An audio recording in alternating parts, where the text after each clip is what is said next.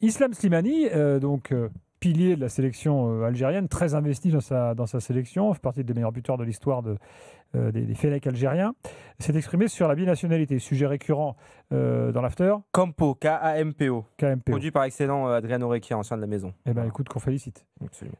Écoutez-le, Islam Slimani, qui parle des binationaux qui viennent en équipe d'Algérie. Il a un avis assez direct. Moi, j'ai toujours eu je sais pas, un raisonnement clair. T'as choisi d'être algérien? C'est inné, c'est comme ça. Mais t'as choisi d'être français, t'as choisi d'être anglais. Non, on choisit pas l'Algérie. C'est toi, t'es né en France. Et t'as vécu en France. Et t'as fait toute ta carrière en France. Mais je joue pour la France. Pourquoi tu joues pour l'Algérie? Il faut mettre une règle. On t'appelle une fois. Tu viens pas, t'es plus sélectionné. Pourquoi? Tu vas nous ramener quoi? Il y a que Messi qui peut ramener des choses. Il n'y a pas un joueur qui peut ramener un truc pour un pays. C'est le groupe qui ramène. Nous, quand on a gagné la Coupe d'Afrique, c'était le groupe. Moi, quand j'entends choix, je te jure, j'ai envie de pleurer. Tu choisis pas tes parents. C'est pour ça que ça me met mal que tu me dis j'ai choisi. T'es qui pour choisir? Ouais, t'es qui? Tu choisis un pays comme ça? Bon. Alors, il y en a certains, je sais pas, je pense à Oussama Aouar par exemple, qui récemment a justement choisi l'Algérie, qui peuvent se sentir concernés. Moi, il n'est pas seul, il y a beaucoup de binationaux en équipe d'Algérie. Si vous pouvez m'expliquer, j'arrive pas à comprendre ce qu'il veut dire. En fait, en équipe d'Algérie, tu as depuis longtemps une sorte un peu de défiance de certains vis-à-vis des joueurs qui viennent et qui n'ont pas, si tu veux, grandi au pays. Qui parfois parlent pas la langue, par exemple. Je le sais. Des jeunes franco-algériens, par exemple, qui sont nés en France, qui ont grandi en France. Oui, qui soit ne parlent pas la langue, ne connaissent même pas l'hymne. Et qui, à 25 ou 30 ans. Pays, tout ça. Et par exemple, qui refusent de jouer, ça, en fait, qui arrivent juste avant le début d'une grande compétition, tu vois, qui n'ont pas fait toutes les qualifs, parce que les qualifs en Afrique. Il dit t'es né en France, t'as grandi en France, en gros, tu joues pour la France. Il dit ça texto. C'est ça que je comprends pas. T'es pas d'accord alors avec non, je suis pas d'accord parce que si en gros tu remarques chez quelqu'un une opportunité, un opportunisme exagéré où le mec dit je viens mais en gros je connais pas le pays, j'y suis jamais allé, c'est juste que j'ai des origines, je suis né en France, machin, ok très bien. Mais pardon, le mec est né en France. Ses deux parents sont, que ce soit algérien ou portugais, et il a grandi dans cette culture-là. Toutes les vacances, il est passé là-bas. Il se sent une fibre, quelque chose de fort, de lié à ce pays-là. Pourquoi il n'aurait pas le droit d'y aller? Pourquoi il n'aurait pas le droit de choisir d'y aller? Et comme, je comprends pas comme ça. NBL le souligne dans le chat, Islam Slimani dit tu choisis pas d'être algérien, il dit NBL dit à juste titre tu choisis pas d'être binational non plus, tu peux naître binational. En équipe d'Algérie, il y a eu des cas particuliers. Andy Delors par exemple. Non mais ok, c'est pour ça que c'est à remettre dans le contexte effectivement. C'est pour ça que je dis si il y a un opportunisme évident. Évidemment que c'est critiquable, je l'ai toujours critiqué. Mais sinon, le mec qui est binational, logiquement, c'est un peu, il a deux amours, quoi. Bon, ça s'appelle faire un choix, puisqu'il faut faire un choix.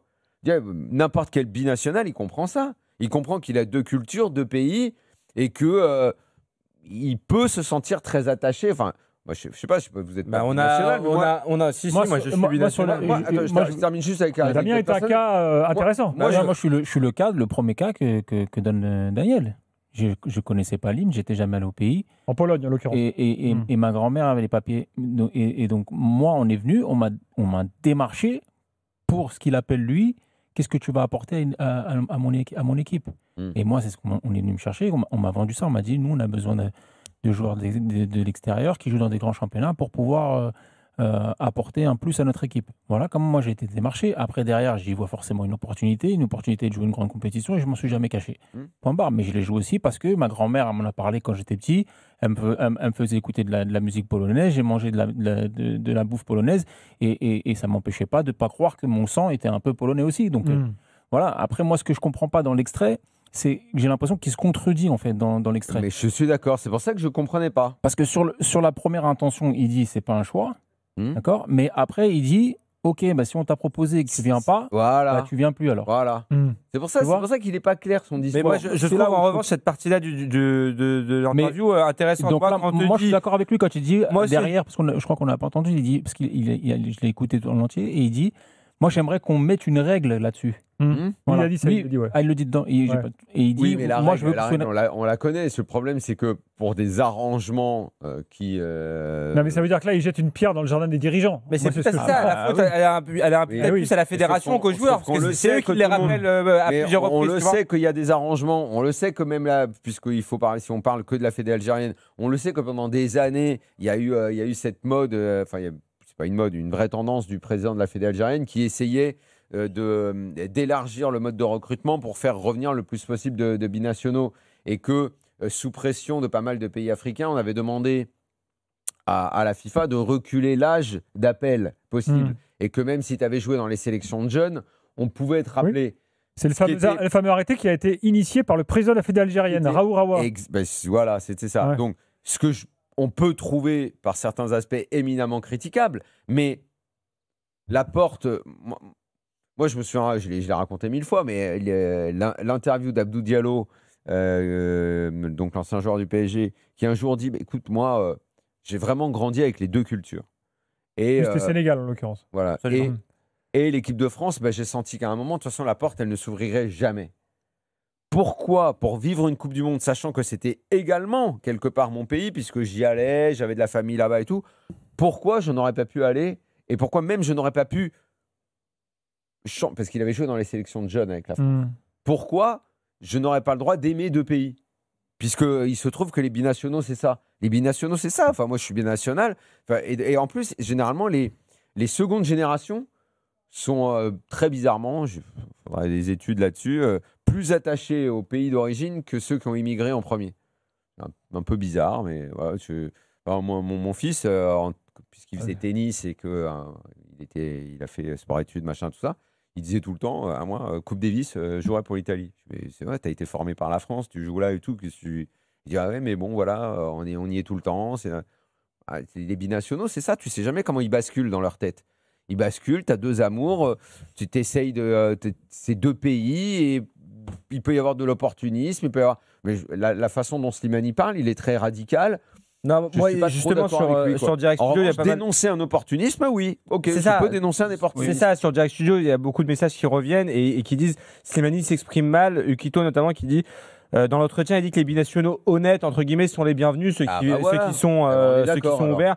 Il n'a aucun problème, par exemple, avec Mandy, Marès, qui sont eux-mêmes binationaux et qui ont joué carte sur table d'entrée. Ce qui lui pose plus de problème, c'est, entre guillemets, des girouettes, il y en a certains qui ont beaucoup changé d'avis au fil de leur carrière. Parce qu'ils ont attendu. C'est ce que disait Daniel par rapport à Diallo, c'est qu'ils ont attendu un signe de la Fédé, par exemple française, en se disant un jour peut-être j'irai avec là. Par manque de lucidité, ils se sont peut-être manqués aussi parce que devant, il y avait meilleur qu'eux, ils n'y seraient jamais allés. Et ils ont attendu le dernier moment pour donner la réponse à la sélection algérienne. Je pense que c'est ça. Et moi, là-dessus, je le rejoins totalement, à 10 000%. Parce que tu parlais des qualifs tout à l'heure, mais quand le mec il se pointe alors qu'eux, ils ont été joués dans des pays où les terrains ils sont compliqués, où tu sais que tu vas prendre des tacles à la gorge parfois et que tu peux revenir difficilement, avec peut-être même 0 point parfois, tu le prends mal. Et là-dessus, je le rejoins totalement. Et après, ça concerne aussi les équilibres de vestiaire que tu peux avoir. Tu vois, quand tu as quelqu'un qui arrive juste pour la compète, tu sais, même si c'est un excellent joueur, tu ne sais pas comment il va s'intégrer à l'équipe, etc.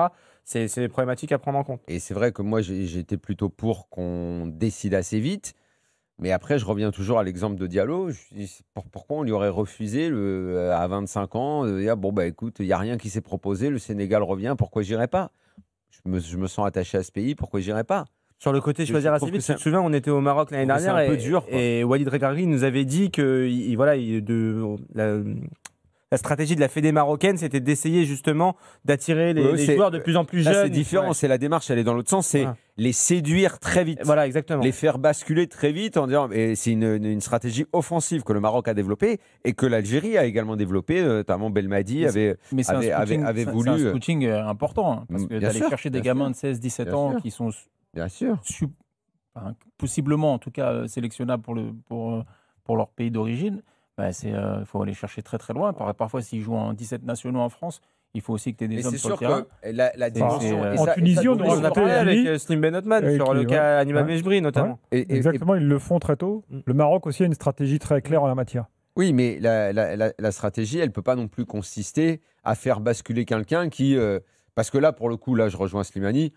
Moi, le mec qui va jouer pour une sélection où il a jamais mis les pieds, où il est pas du tout. Parce que les binationaux, on a tous des histoires différentes, les binationaux. Moi, parmi les binationaux qui étaient dans mon entourage, tu as ceux qui retournaient jamais au pays, qui n'avaient aucune attache, qui ne parlaient pas la langue, et tu as ceux qui étaient à fond, qui tous les ans y allaient, connaissaient la culture, connaissaient.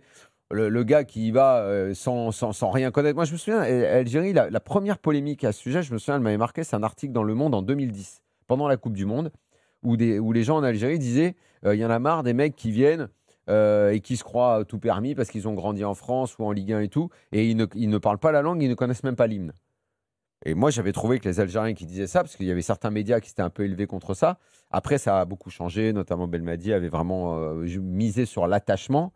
Mais je comprenais parfaitement. Les mecs, ils y vont, ils n'ont aucune attache. Et c'est ça d'ailleurs qui avait provoqué la grande polémique qui l'a poursuivi pendant très très longtemps. Benzema en 2008, je crois, quand dans Louis Attaque, il avait dit cette phrase mon cœur est algérien, mais en gros, la raison est française. Et c'est vrai que les gens qui lui avaient dit si ton cœur est algérien, joue pour l'Algérie. Et là, c'était là qu'étaient nées les premières polémiques et les premières questions sur ce problème des binationaux. Et c'est vrai qu'il y avait beaucoup de gens, après c'est devenu une idole pour tout le monde et tout, mais à l'époque il était jeune, et je me souviens qu'il y avait des Algériens qui disaient attends, si ton cœur est algérien, joue pour l'Algérie. Ne dis pas cette phrase-là, c'est gênant en fait pour les deux pays.